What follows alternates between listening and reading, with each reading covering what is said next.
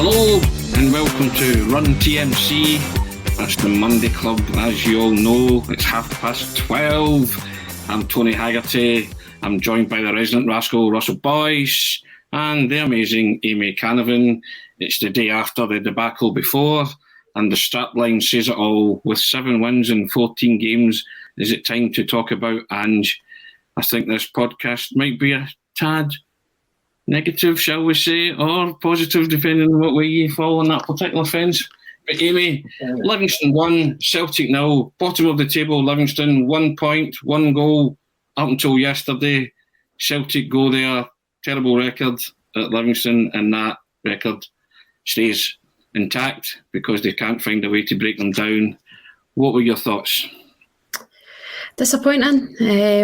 Look, Kev said it on Thursday. We were on the after show or the post-match reaction, after the game with Real Betis, and Kev rightly said, Kev Graham said Ange Ball is exciting, right? And he's spot on. It's fun. I think his word was fun. And obviously came on the post-match yesterday and went, yeah, it's still fun, but he had no fun yesterday.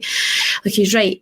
What was on show yesterday, and perhaps, a few times already this season, is the kind of nature and by the talent and the players required to implement Ange Ball we don't have. And certainly Ange doesn't have it at his disposal right now. But that wasn't a shock, and it isn't a shock. I think I said that on Thursday as well, or Wednesday or Thursday. Postecoglou came out and said, the squad so far has been a constant state of flux since he's walked in the door. So he knows, and everybody knows, that his strongest 11 and the best players to implement Ange Ball, they're just not there right now. His Callum McGregor's, his Kyogos, the most desirable 11, they're not there. So to execute Ange Ball right now, it's not working. It's simply not working. So the players yesterday, they maybe couldn't do that. That was kind of evident. They should still have been able to beat Livingston. Any Celtic side should be able to go to Livingston and really beat them. And I know the record perhaps speaks for itself, that's maybe not as easy. But you're a Celtic player, you should be able to go to a struggling Livingston side. This isn't the Livingston of a few years ago, who were kind of flying high, the buzz of David Martindale. It's not really clicked so far this season. I don't really know why. Yesterday, it certainly seemed it looks like their season may just kick off from now.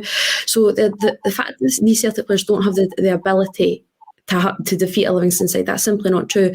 So Ange Postecoglou has to realise that, Ange Ball has to take a step back here. He has to adapt, and we're going to talk. I'd love to know how many times we are going to say the word adapt today, because I imagine it's going to be a ridiculous amount. But he has to adapt to the players in front of him, the opposition. These players have it in them to defeat Livingston, and he has to implement a system and set out in a shape, a formation, the players that can do that. But so it's not going to be Ange Ball, because that's just not the case. It's proven that this isn't going to be. So the Celtic players, Ange has to realise to adapt his tactics, his game plan to go out and defeat a side against Livingston, and that's not what he managed to do. Russell Boyce, I put it to you. Ange Ball has to become adapt ball. I have watched a manager in 2 successive games not being able to change or adapt to certain situations. Real Betis, they're 2-0 up. You have to take that and not lose that football match. And then yesterday, I watched a manager watch the same game and his team struggling up until the 71st minute before he attempted to make anything that resembled a change. Now, I believe that these 2 defeats fall squarely on the manager. People might not agree with that, but it's my thoughts. That's what perturbs me, and I want to stress that at no time during this broadcast are we advocating for Ange to be removed from situ or a change of manager. I just want my manager to adapt to changing circumstances in football matches, and I also want my manager to start performing and send out a team capable of winning football matches and finding a way to win football matches. That's all I'm asking, because at the moment, that record there is just not good enough. No, I totally agree, and I think you've seen both sides of what I was saying yesterday. The Real Betis one, we had a lead against a better team, and it was a 2-goal lead, and to me, he didn't know what to do with that 2-goal lead, whereas I know people think maybe that sounded harsh, but The fact is, you've got to then go, right, do we protect this or do we carry on the way it is? Knowing what our away record is, we've never won in Spain before in a European tie, competitive European tie. So when people are talking about the Livingston record, the Spanish one was even worse. I happen to subscribe to neither because I just think it's all about, when you look at the record, yeah, there's a record, but I always look at the players that we've played on the day, the decisions made by whoever was manager in those days, and that's why we lost the match. Not because of some hoodoo or whatever you want to call it. You know what I mean? I'm like, come on. Yesterday was Livingston away. The disparity in wages was 20, 30 times the amount from the Celtic players, even the ones being called upon it from the bench for internationals and would walk into Livingston's team. The thing was, he was in front in Betis, 2-0 up, like I say, and Sorrow was on a tightrope. He didn't change that. And to me, at 2-0, I would have probably, when Jota missed his chance, that was your warning sign that, right, maybe we'll bring on Welsh and maybe go 3 at the back, 5 at the back effectively, and 3 at the back when we've got the ball. That's just an idea. What I'll give him is his hands are tied in terms of personnel, yes. But he still had enough quality in front of him to get to a 2-0 lead in Betis. That's the thing. He was in that position. He didn't do anything really to change it until we'd conceded 4 goals before the penny dropped. And I find that annoying. With Livingston, you knew at half-time, before half-time, but you knew really at half-time there'll need to be a change here in the shape or the style of football we play, and whatever sub he's going to need to find a way, because, again, I accept they are not the quality of substitutions he is looking for, but they are still better than the quality of substitutions David Martindale had at his disposal yesterday. It's unfair to think that Ange is in a position right now where his hands are completely tied behind his back and he's got no options. He's playing against a team that his budget dwarfs, and whether he's still bedding them in or not, Livingston had started the season with 1 point from 5 games. They went 1-0 up and cruised it, Tony, yesterday. That's the facts of the matter. They were in absolute aeroplane mode, cruise control, whatever you want to call it. So that, to me, the biggest issue I've got, yesterday was worse than Tynecastle. Tynecastle, to me, was a bedding in period, and it came too soon for Ange. We've had enough games since then to see it going backwards as opposed to better. That alarms me a bit. But I'm going to just quickly say as well, never will you hear the words, we want the manager sacked, but I want the manager to open his eyes. Yeah. Patrick Murphy comes in. Amy here, our away form, despite the squad upheaval, is unacceptable. Most away performances have been decent, but yesterday we were awful. Trips to Aberdeen, Hibs and Motherwell are absolutely vital now for Ange Postecoglou. Do you go with that, or I'm with Russell? The manager has to open his eyes, because in terms of game management yesterday, David Martindale did it yesterday. Schooled Celtic and how to manage a football match. Played for a draw, got their noses in front, and then said, right, we're not moving. You're going to have to come and break us down. And Celtic couldn't do that. That's absolutely it, and it's kind of what we were trying to allude to earlier, that any Celtic side should be able to go and defeat Livingston. They may not be an Ange ball player, but they're a Celtic player, and a Celtic player should be able to go to a struggling Livingston and defeat them. So Ange needs to, I'm all for, sticking to your guns and trying to implement a style and whatnot, and that's obviously what he's trying to do. But sometimes you just need to, there's a little light bulb moment and go, right, this isn't working right now. And certainly after an hour, there's always that kind of like magical hour mark, you should be able to realise, like, is this system, style, shape, whatever term you want to use it, is it working? Is it going to break this side down? Are we going to quite simply put the ball in the opposition's net? And after an hour yesterday, as Russell said, to be honest, after half an hour yesterday, it was evident that it wasn't going to happen. I don't know what it is right now. I don't know where this is sort of came from, but like in my house, we always say it's like Arsenal. You're just trying to like walk the ball into the net. Mm-hmm. And I feel like what Celtic were trying to do yesterday, everything was just trying to be that final little touch in. The Livingston defence, there's a reason why that they've not, won a game up until now. There's under pressure goalkeeper, there's a struggling back line. There's never really recovered since the loss of Declan Gallagher a few years ago. So, have a few shots from distance. And I'm not saying Ryan Christie, every 2 minutes. So that's not going to happen. But, David Timber should be like, if he's getting on the edge of the box, just put some under pressure, because the walking in, trying to walk into the goal, it wasn't working. Things need to shake up. Obviously, the guys touching up on it yesterday, yourself, Russell included, switching Abada and Jota, just trying to face a different defender, take them on. Is he going to show them to the inside, to the outside? That's simple things. And if we're managing to identify that, and Ange Postecoglou or one of the backroom staff have to be. So is it stubbornness? Is it trying to be, this is my style and I'll stick to it? But stubbornness isn't going to get you anywhere. And if the stubbornness is leading to only 50% win succession so far in the league, 3 out of 6, whatever you want to call it, no away wins, you can part it up whichever way you like, and it's not going to stick around for much longer. And right now, as you rightly said, no fans are on the back of Postecoglou calling for his neck or anything like that. But football fans are fickle, Celtic fans are fickle. It won't be long. You can't say, we can wait till January. Winning results need to come. Not saying that it needs to be a 10-goal lead, a 10-point lead, come January or whatever, but to be in touching distance, to be winning games, quite simply, winning games, it has to be a fundamental. Russell, yesterday, didn't see any evidence of Ange Ball or a plan B or a plan C or a plan D. We spoke last night and I made you laugh because I said, in fact, what I seen a lot of was dodgeball, was players shirking their responsibility and dodging the fact that they were just looking to others to step up to the plate. But too many of them did that, and there was only 2 good players in that pack for me yesterday, Cameron Carter-Vickers and Joe Hart. And these are 2 new players who seem to have got it right away, know what it means. Hart's instinctive save where he throws the arm out, that's a wonder save. It's a brilliant save, but it's an important moment in the game. And I think it was Carter-Vickers that played a straight ball at one point, and went long, and and just thought to himself, do you know what? There we go, and we got a bit of joy from it.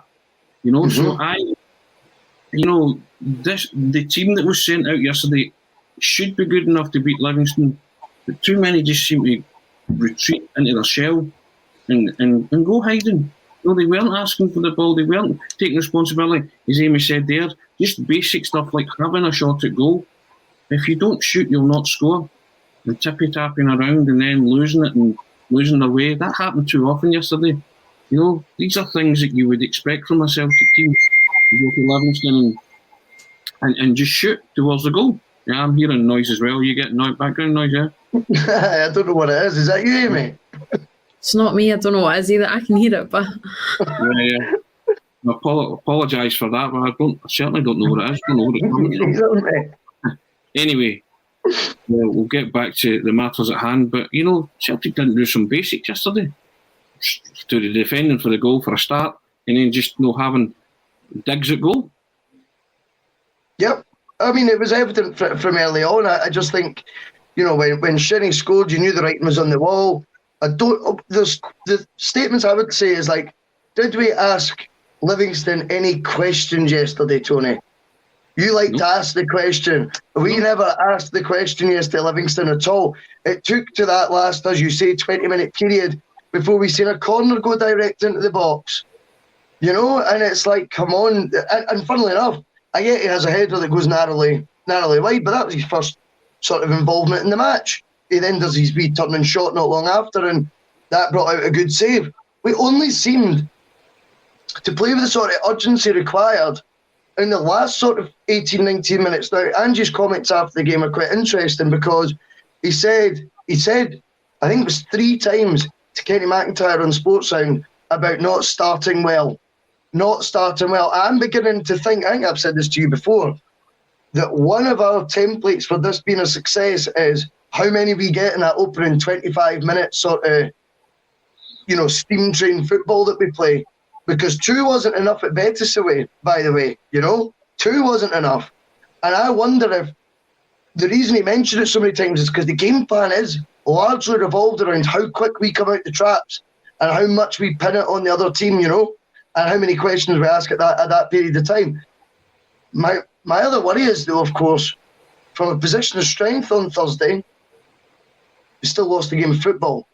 when the 25 minutes don't work, we still lose the game of football. We weren't galvanised by Andrew Shinney's goal going in yesterday. We panicked. That's what happened. Again, when Betis scored the first goal on Thursday, you knew the second was coming. I'm not saying that Nostradamus, like some comments I see, by the way. I'm saying it in the sense of your gut sank. That's what I mean. I'm not saying I knew they were going to score again a minute later, but you had that familiar feeling in you, this might happen. When Shinnie scored, you felt this is going to be a long afternoon. And I'm sorry, but you have to apportion it. Some of the blame now has to be now focused onto the man at the helm, because Betis is okay in the sense that, you were missing 10 first-team players, so his options weren't as great, albeit I still think he didn't make enough tactical changes that he could have. Sunday, we still had, despite all those missing players, far better options at our disposal than Livingston had. So, you can't have it both ways. The disparity between Livingston and Celtic is greater than the disparity between Betis and Celtic. So when you're losing both, there's an all-round problem here. Not just playing against stronger European sides for bigger leagues. That's lazy. Michael the boy comes up and says, 2 up in Europe, good team would adapt to the situations. Betis did it after they went 2 goals clear. That's fair enough. My concern, Amy, is that the manager didn't know how to adapt in both those matches. That's my big concern. Didn't know what to do to change it, to keep what he had in Spain, and didn't know what to do to change it, to get a draw, at least out of Livingston, and that's what's concerning. That's why the microscope and the focus is now turning towards Ange, because I get back to it.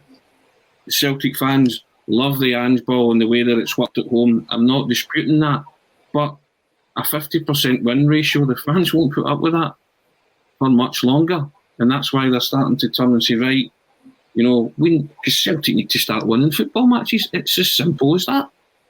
An alternative has to be available, and we spoke about the players at his disposal. It's maybe not great, as Russell touched upon, that the substitutions perhaps weren't made at the right time yesterday, certainly not on Thursday either, but it doesn't always even need to be the substitutions. We can look at the bench, and we're all very aware that it's not the strongest Celtic bench, but it can change things that happen on the part. It can change the system.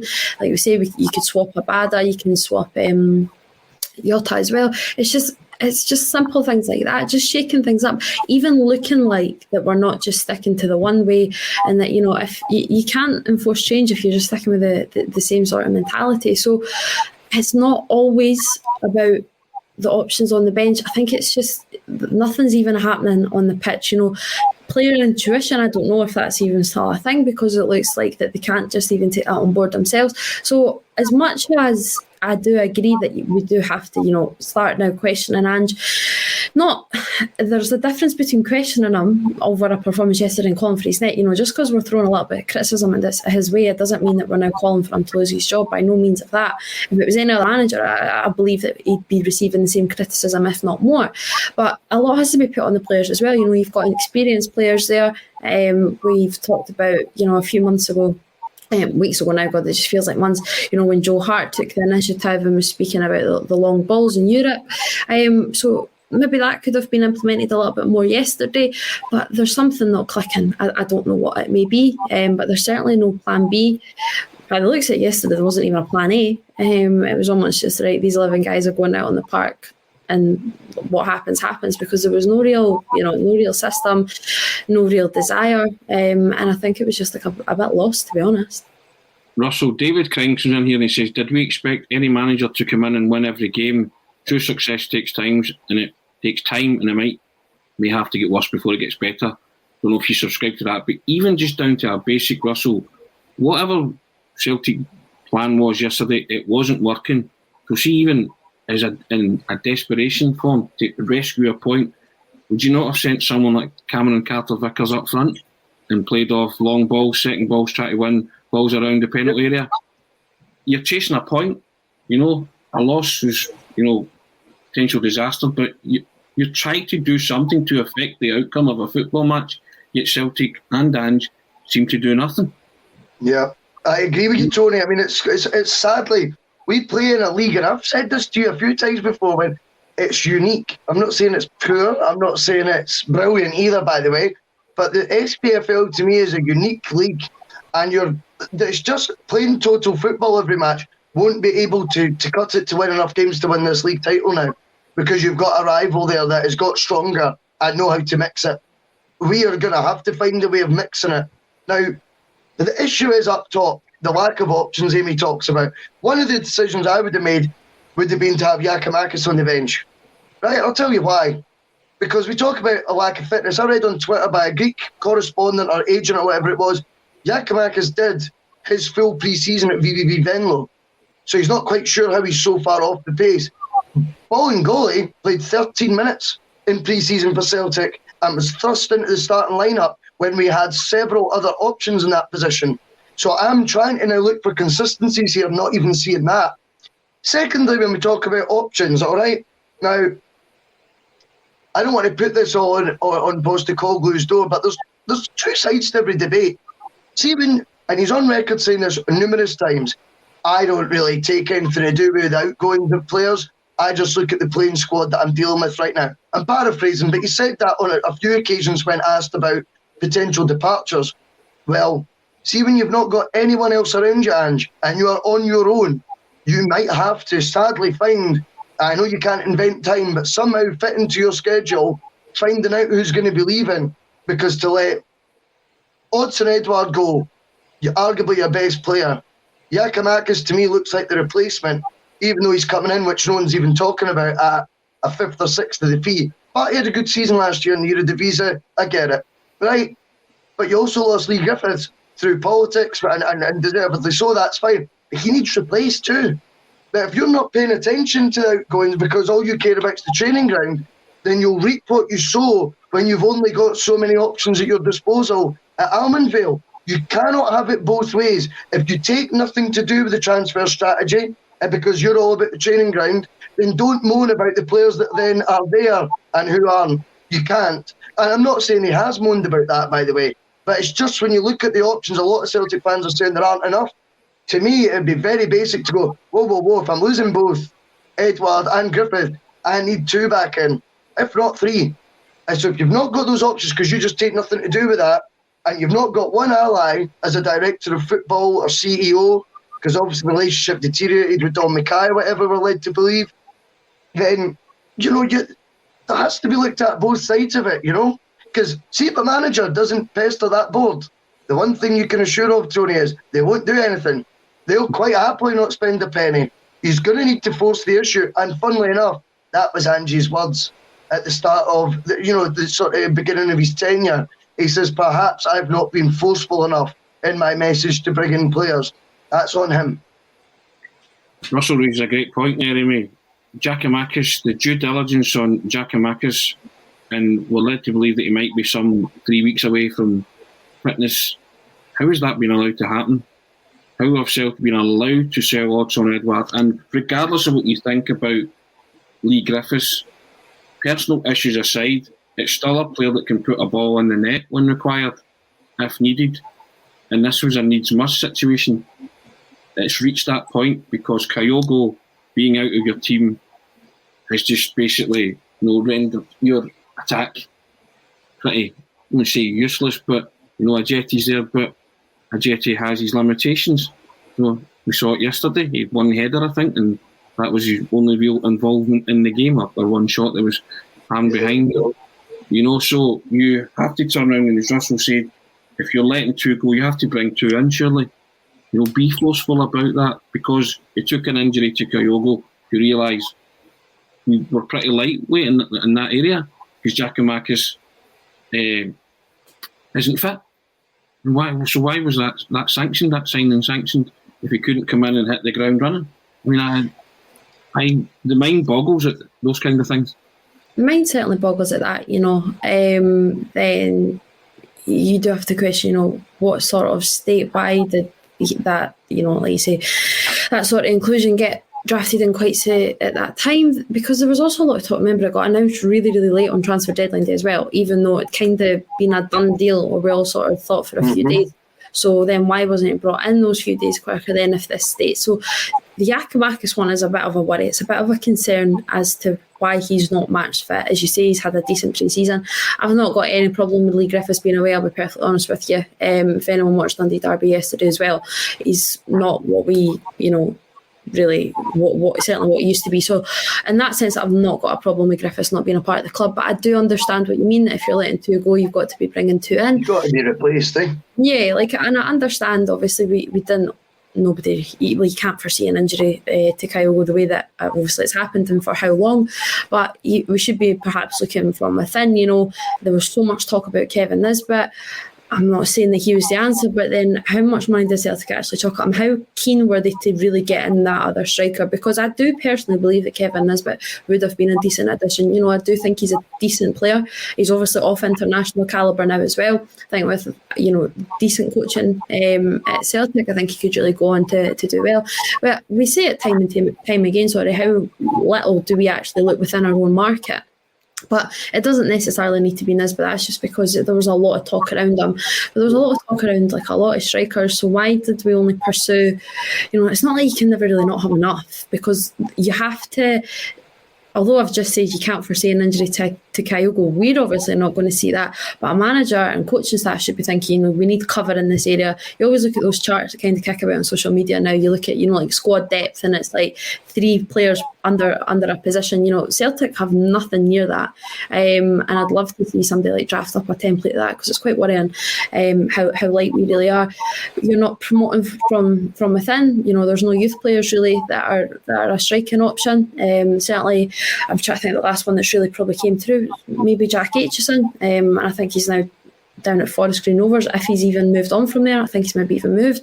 So it's been a long time since even somebody's came through the ranks of a calibre that they could really, stick around. So there is a worry. Going back all the way back to Giakoumakis, why is he not match fit?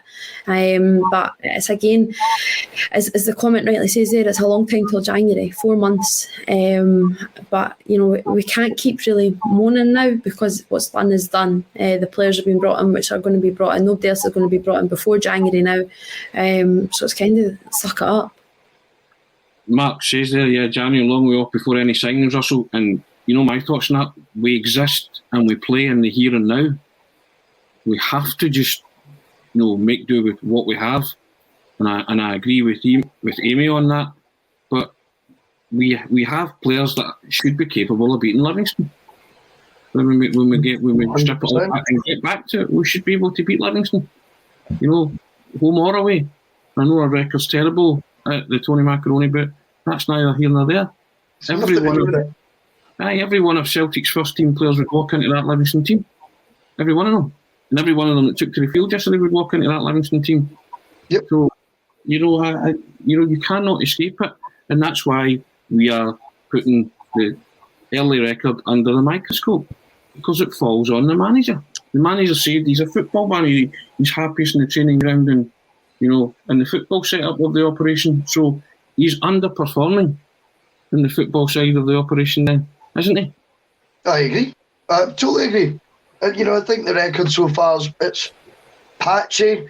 My biggest concern with Sunday, I've got to repeat it, is it's worse than the initial defeats to Midtjylland and Hearts. That's what's my biggest concern, is that's actually what yesterday was a million miles off it. Whereas you thought the other matches at the beginning of the season that were narrow defeats, you felt, well, not maybe it's a bit early to judge because, Dane Murray was playing and things like that. Now, though, you look at that team and you're going, well, it's stronger than where you were before. You've had now a further 2 months to work on the training ground. We do have victories under our belt. And I'm actually seeing it. I'll be honest, I thought yesterday was a regression from what we'd seen before. I know people are saying it looked the exact same as last season. Well, here's another thing. And I don't want to be sounding like, but it does look more and more baffling the more you think about, why did you take the job under the circumstances you are? Yes, you can be extended some sympathy for said circumstances, but we're all grown men here, like grown women, and we can go, well, no one twisted your arm and, held a gun to your head to sign for Celtic, You signed under the terms of, you will not have any backroom staff, and you don't, and if there's been jiggery-pokery with that and the goalposts have moved since he's signed, that's another, kettle of fish altogether, or whatever the saying is. But like, that's madness, you know. But right now you're looking at it going, you've got the same. Celtic's the exact same now with Don Mackay leaving. Set-up wise, as what they were last season. It's just Ange swapped in, Lennon swapped out. Now, if you do your homework, you would look at Celtic and what were the failings last year and what were one of the reasons for it, and what was the sort of analysis from outside Celtic as well as to why it didn't work. And it wouldn't have taken long to find out Neil Lennon didn't hire any of his staff. That would be a priority to me. And and bear in mind as well, you would be aware that Eddie Howe was offered, you know, his backroom staff and then half his merry men as well. You know, Eddie Howe was coming with, I don't know, 15, 20 folk. Like, so surely you'd go, right, okay, I get I wasn't first choice, but can I at least bring a couple, please? You know, from that to that is a slap in the face. And again, I feel sorry for him being isolated.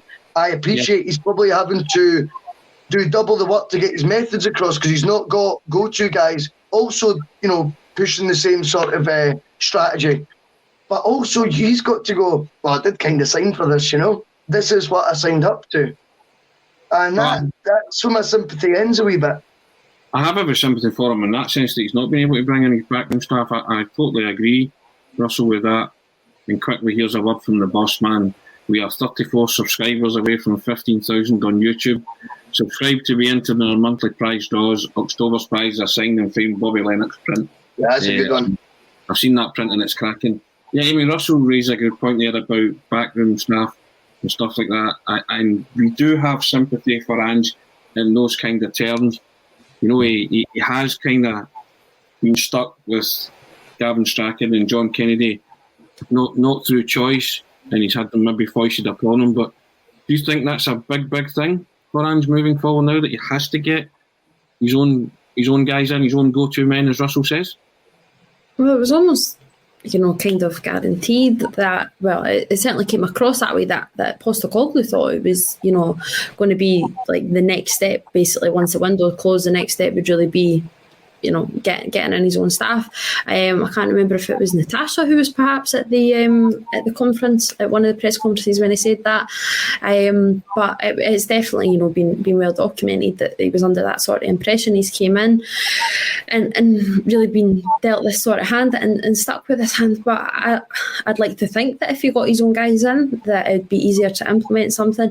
But in the same way, the fact that Kennedy and Strachan then aren't part of Ange Ball, why are they not offering, you know, look, an alternative needs to be going here. These are guys, we keep talking about players, you know, that know the league inside and out, and Russell's spot on that this is sort of a division like no other. You can call it whatever you want. So nobody more than Kennedy really knows what this division is like. Why is he not going, look, this is a tough venue sort of thing. Maybe it's not the free-flowing, roaring, whatever you want to call it, the sort of style that should be implemented here. So in the same way that we're calling for players from within, we need to be talking about, you know, the coaching from within. Is, you know, Kennedy suggesting these things and is Ange just not listening? Well, that's something obviously we'll never know. But you'd like to think that Kennedy would be offering that differing opinion to Ange Ball, to perhaps more than what he knows, what he played in, what he's coached in, and would be offering that, you know, alternative, that plan B that we're really referring to. Patrick McCluskey comes in. Russell, Ange just came into an absolute shambles of a club. He's got no support network behind him and having to deal with the Lennon Lowell mess. He is the football operation. That's the problem. Well, I think there's an element of truth in that. No two ways about it. I also believe Ange is a big boy. In fact, I think Ange would be the first one to laugh and scoff at the fact that he would sign a professional contract with the club not knowing what he'd signed up to. I actually think he'd be offended if you were to suggest that. So he didn't walk in wearing a blindfold, you know. And Celtic's issues were well documented in the past year because it was the biggest swing of domination in Scottish football perhaps ever, from 9 in a row and being so far ahead to 25 points deficit in the title race. If that's not going alarm bells, why is this happening? Then, you know, you've signed the papers all giddy. I think that's an insult to Ange, to be completely honest, when I think of it like that. I think he knew it was taken on. I think he believes in himself that he can get this sorted. my advice to him would be get help, and get help soon, because you are going to need people around you. You are going to need, because right now, I think Amy's right. If John Kennedy's not going to be the guy going, do not try and play like that at Almonville. The pitch is terrible. They're notorious for their style of football as well. They're maybe not the best, to say the least. In terms of technical ability, it's going to be a completely different type of matchup. My wee brother phoned me last night and he says, Ange is going to need to learn to play the fixture. And I thought it was a really good term. And I don't think we've seen that yet. And I actually think when we look back at a lot of the Acsom shows, a lot of those who've been very much in the Postecoglou camp have alluded to, he won't change, he won't adapt. I'm beginning to think, what's good about that? And maybe they were just saying it matter of fact, fair enough. But my memory was different, that was a good thing. I was pretty sure the narrative that was getting pushed was, on Twitter, on social media, whatever platform you were on, was he'll not sacrifice for anyone, and that's a good thing for Celtic. Well, I think he is going to need to do, my wee brother said so poignantly yesterday, he's going to need to learn in Scotland when you're at plastic pitches like Almonvale against, not the best team in the world, but will play ugly, you're going to need to play the fixture. Amy, a facet of that was the fact that Ange changed the defence again yesterday. 3 changes he made, and there's no continuity in defence. Guys can't strike up partnerships because it keeps chopping and changing, and no surprise that they keep losing bread and butter goals. Goal yesterday came from Turnbull, lost it in midfield, but Welsh is caught napping when Shinnie takes his touch and before he knows it's in the back of the net, that kind of thing, So we keep repeating the same mistakes, but it's a permutation of different defenders, and ball and goalie being in that starting 11, there are no words for me personally. It just shouldn't be there. At the expense of the likes of Starfelt and Ralston. I don't know what Ange was thinking. I don't know what was behind the motivation behind that, but he called it wrong. And the defence is now causing Celtic the biggest issues because they're leaking goals right, left and centre, not only to good teams, but poor teams as well, like Livingston, who were bottom of the table with 1 goal and 1 point. Can't stress that enough at the start of it, up until yesterday. It was a recurring theme last season as well. I remember at one point, I think it was probably around the January mark then, I think it was 36 games in and it was 33 different formations. We rattled on about it so much last season that it was always the defensive, the pairings would change, but it was also more because of the goalkeeper merry-go-round. They had the 3 different goalkeepers basically just on repeat. The tail of the donkey. Exactly. That's what it was. Total lottery. So we said it then, and you can say it now, it's forever going to apply that consistency is key. You're trying to build relationships, partnerships. The comments are flooding in that, it's all about he's got a squad of new players.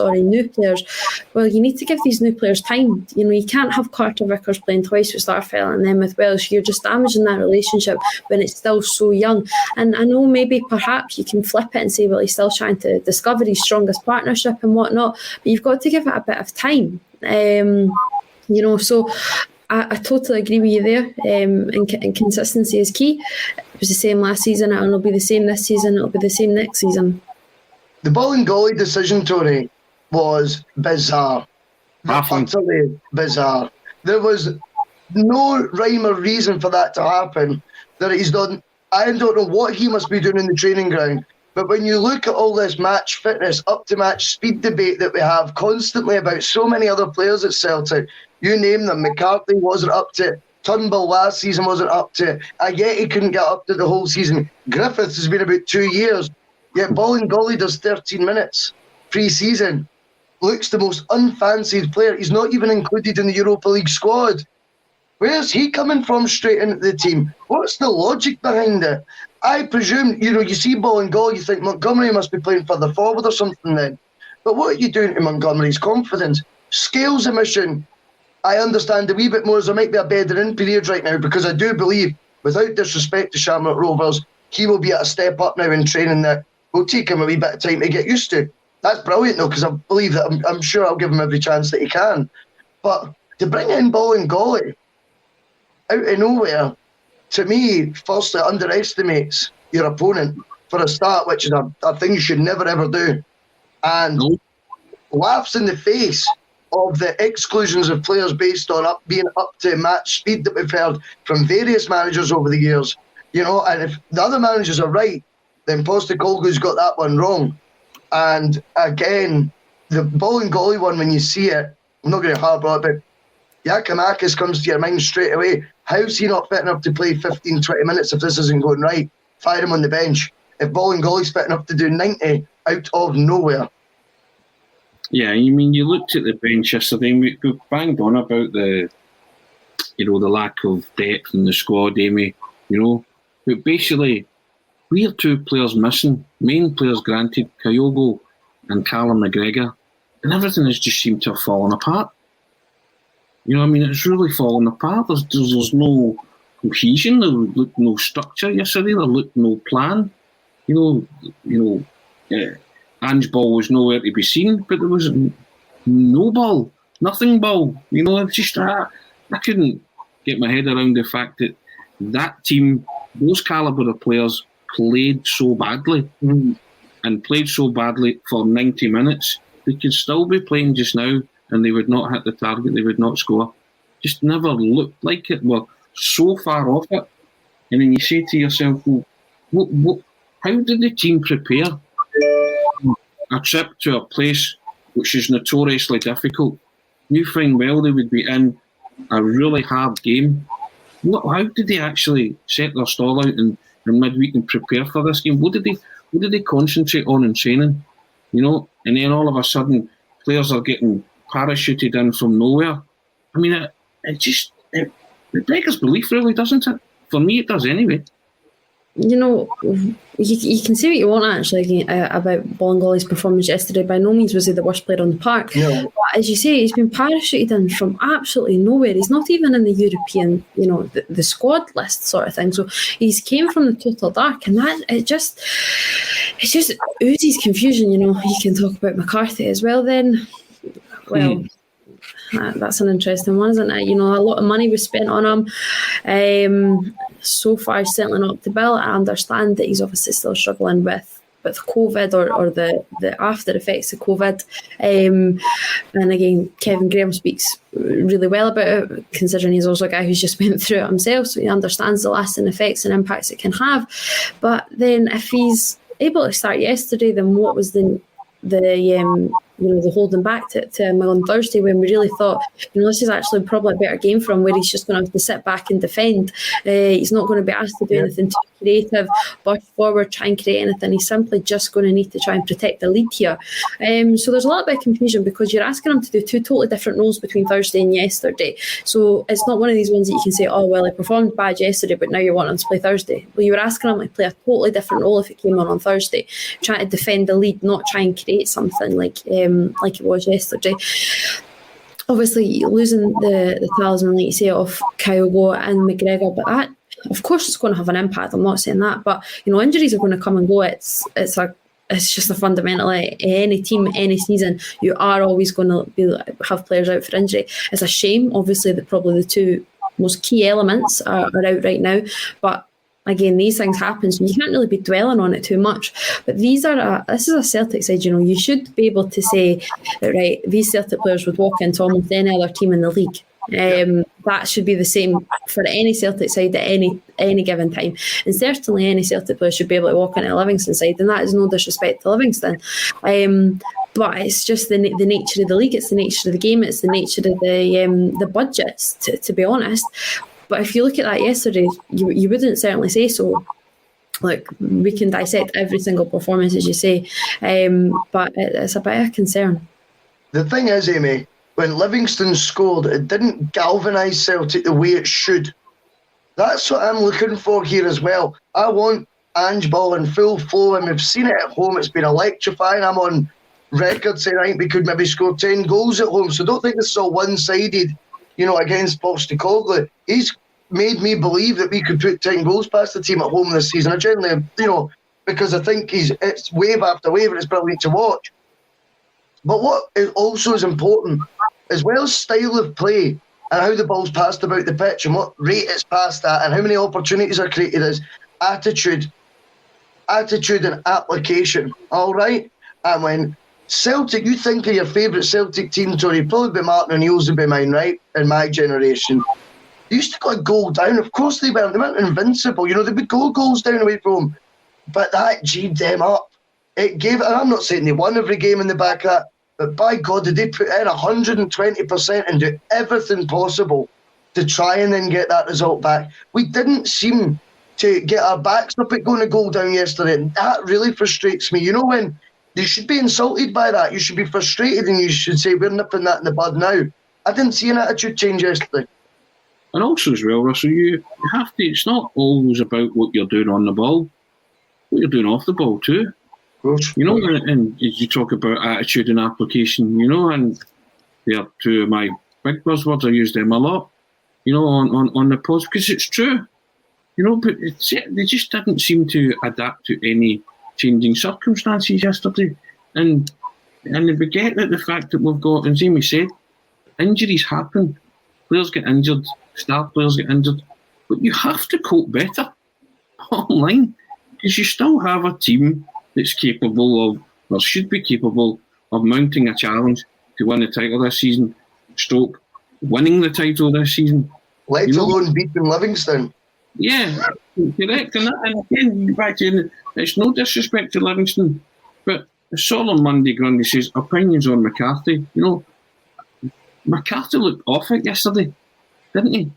He looked woefully off it yesterday, but again, if it's COVID related, then so be it. Then you say to yourself, if he is genuinely struggling, then why was he put in there from the start yesterday? You know, I asked the question, why did they start with him yesterday? You know, could have put Beaton in there or whatever. You know, it's just limited options as you had. You still had options. And it was very early on and apparent that McCarthy was struggling. I don't know what you thought about that, Amy or Russell, but I thought he was struggling. You know, I thought his form fell off a cliff after 40 minutes. I thought at the start, I thought he still battled hard, and I liked the bit of dig that he had. I think that was shown enough throughout the team. But in terms of actually up to pace for the match, probably was still a wee bit off it. Hence why you've seen him in more sort of 50-50 challenges than what you would like to. That's almost a knock-on effect. But see, particularly, let's just say the second half performance he put in, he was past it. I thought he played a bit from memory, second half, you know, as opposed to playing with fresh legs. I mean, he was passing the ball without his head up. Now, the James McCarthy I've always associated with, and we all watch a lot of English football, really, it's in your face all the time. He plays with his chin up, Tony. You know, he gets the ball and he's already looking, he's always playing with his head up. And I thought at times he didn't know where other people were in the pitch, and his passes they weren't even like, you know, near misses. They were 4, 5, 6 yards away from the, you know, whatever target. But I'm not convinced he actually knew who he was passing it to. He was just passing in the hope there was someone there that second half. His form fell off a cliff in that second half. And you're right, if there's COVID issues there, then by all means, don't start him then. Do what you did on Thursday. But this is, again, a lack of consistency. You had faith in Sorrow on Thursday against a top team. You didn't have faith with him the following Sunday against bottom of the league. You know, and ironically, we panned Sorrow for his performance on Thursday. I thought he came on and had a decent impact yesterday with his forward pass to Haggerty in particular, a first sign of a bit of direct football. Well, Bill McCabe comes in, gives the manager a season. You all spoke about patience. Now you want to hang the man. I don't think Bill's been listening to what we've been saying. He had come from Acsom, where there used to be Acsom crew. Bill, we said at the top of the programme, we don't want the manager sacked, but we just want him to win football matches and discover a way of winning football matches. That's been the whole thrust of the programme. Nobody's want to hang anybody or get anybody sacked. Terrible choice of phrase or words as well, Bill. We'll get back to it. We said at the start of the programme, we don't want the manager sacked because there's a lot of what he's doing that we are loving and we're liking, but we're putting his record at this moment in time up for scrutiny. That's fair enough. It's fair comment, because he can't be exempt from criticism because he's not getting the results that are expected of Celtic, Amy. Is that right? Absolutely. You know, it's kind of what I said as well, just because we're throwing a little bit of criticism, and it is a little bit, because it's not overpowering, it's deserved as well. If you can, you know, you can break it down, right? No, really, any of us perhaps expected, certainly before kick-off, none of us were really expecting a Celtic win against Real Betis. You know, I think we were optimistic for a point, but it was because what unfolded in the opening 25 minutes, and then you thought, right, now it's disappointing if we lose from this position. But before the game, you know, none of us were really had that high expectations. But you've got every right to have high expectations going into a game against Livingston. And I don't care about the hoodoo or whatever it may be, or unable to play Livingston. The fact of the matter is, it's Livingston, and it's the bottom side in the SPFL. Don't care who they are, don't care where it is. So there's a right, Celtic have that right, Celtic fans have that right to, you know, to have optimism and to believe that you should be able to go into that game and pick up 3 points. It's not a crazy suggestion. So that is why criticism is getting thrown in that direction now, because, you know, I think a lot of people stuck up for, on the opening day against Hearts. They're like, right, it's a tough venue. Tynecastle is notoriously tough for Celtic to go to, and it was, you know, it's a newly promoted side, and they were all up for it, and blah blah blah blah. You know, there's always kind of been a little bit of an excuse, but there was nothing really yesterday that warranted excuses. You know, it's Livingston. So I don't feel that the criticism is too much. I think, like I say, any other manager would probably be experiencing exactly the same, because it's just because you want the best, and that's the bottom line.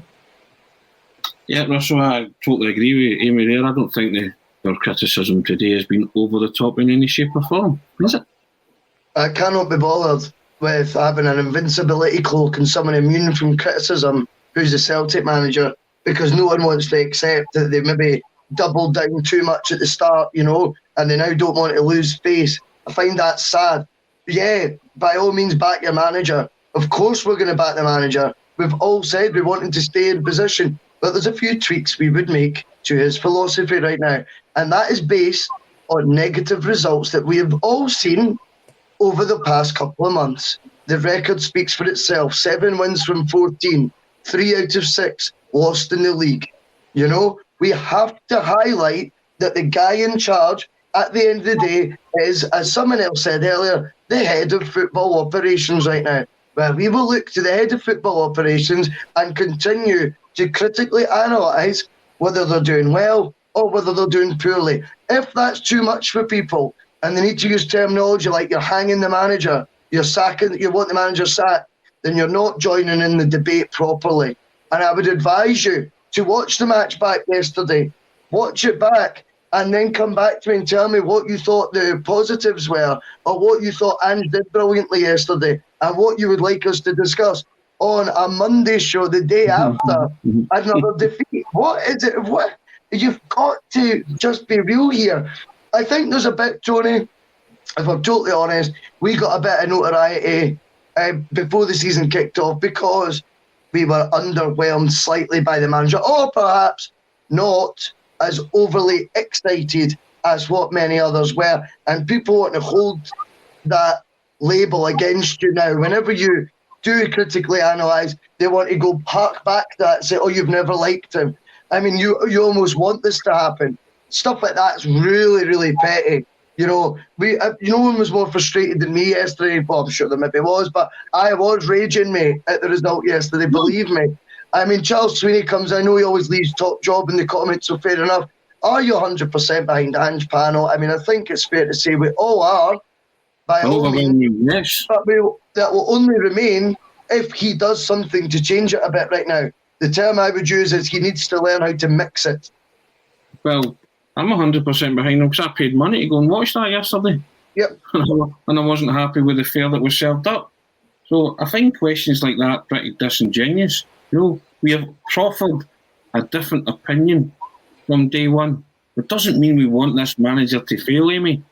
We're all Celtic supporters. Of course we want the guy in charge to win matches, and it's his job to find a way of winning matches, and that's what we're dissecting here. You have to find a way to win a match. You have to find a way to break down a stubborn Livingston defence. He didn't do it yesterday, and that's where our microscope was featuring on, and it's not for the... We've lost 3 games out of 6 league games this season. Every manager would get some criticism if that's what's happening. That's his record so far. So we're quite right to discuss this, whether it be positively or negatively. And there have been positive, because we have came on this programme after a Monday and we've had big cheesy grins after the 6-0 wins. You know, Charlie McGarvey, no one's getting slaughtered. Every point made is valid. The same was used to defend Lennon last year. Look where that got us. It's constructive criticism. Thank you, Charlie, a man who's clearly listening to what we're saying. Amy, we are all behind Ange. We desperately want them to succeed. 50% success rate for any Celtic managers, really for any manager in most top jobs, is totally unacceptable. I think, is it the worst league start in 23 years? I think it's 98, season after the 10, so we're stopping the 10 obviously. You know, that is allowed to be discussed, dissected, and obviously the fact that it's the worst start in 23 years, it means it's not a very good one. So it means that it has to have criticisms, and critique will, you know, transpire. So I just find it quite astounding, you know, that I understand, obviously you can say new manager, new philosophy, new this, new that, but there comes a time that you have to be able to, you know, sometimes just go, right, this isn't the plan right now. Plan A, great, but there always has to be a plan B. And as much as you can praise the 6-0s against, you know, St Mirren, Dundee, you equally have to criticise them getting beat 1-0 by Livingston, because the 6-0s against them at home, then you can't just have a bunch of 6-0s or 5-0s, 4-1s, whatever you want, high scoring Ange ball at home, but then go and get, you know, absolutely nothing on the road. That's not how a successful league campaign works. 3 defeats already this season. I think it was 5 in total last season. And, you know, we're saying last season was a total and utter disaster. So, well, we're on track for an absolute capitulation then. So it's worrying in that sense. But by no means are we then going, right, we need to, you know, clear the board, get everything started all over again. It is constructive criticism because we're fans, as you say, Tony. Everyone just wants the best for the club, but right now this isn't the best. Yesterday wasn't the best, so that's why you have to talk about it.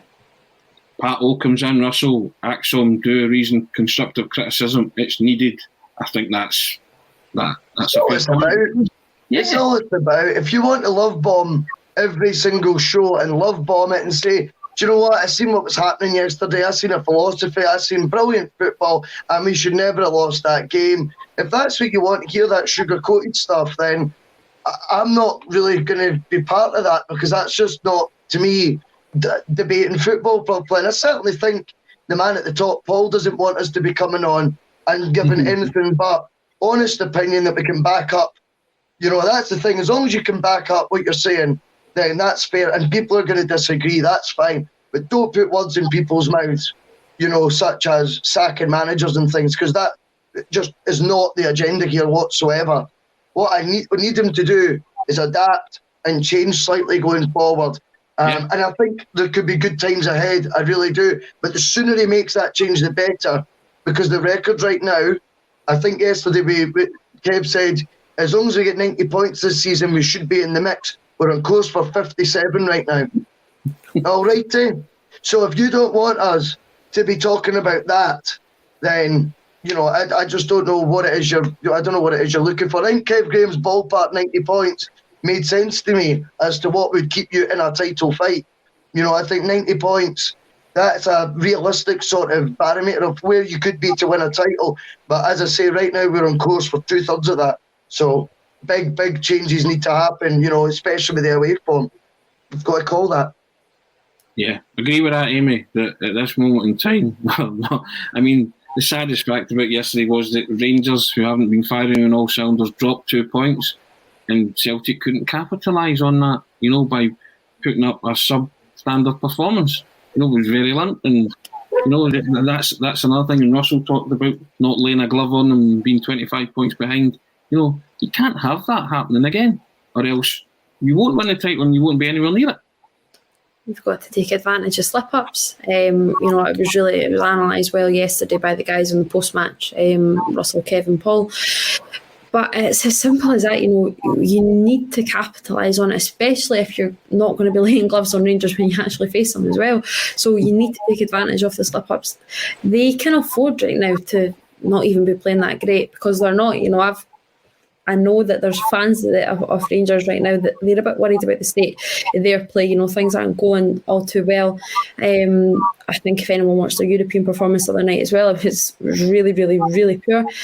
So there's worry there, but you sort of sit here as a Celtic fan, you're like, God, you've not really got that much to be worried about, because Celtic aren't going to be posing a threat. I certainly don't see any threat right now. So you need to capitalise on the mistakes when they do occur from Rangers. And again, it's an opportunity missed. Hope it's not one that Celtic end up ruining, but you know, who can say right now? Well, that's been Acsom, positive, negative, whatever spin you want to put on it, but stress for the final time. We are all behind Ange. We want him to stay. We want him to be a successful manager. Russell, Amy, you'll second and third that, won't you? Yes. And happy birthday, Henrik Larsson. 50th. Yes, indeed. Got to bring that up. It's the King of Kings' 50th birthday. Yep, for all the viewers out there that enjoyed the King's 7 years, 242 goals, 315 games. I know, because I described them all, Russell. You know, yes, I did. Mate. Yes, I described them all as part of the daily record pull-out when he left the club. That was good. An arduous task, but a labour of love, and I got it signed by the great man himself. So, wonderful souvenir. But yeah, we'll end on a positive note, eh? The King of Kings, happy 50th birthday. And this has been Acsom. It's been the Monday Club. Thank you for joining us, and thank you for watching.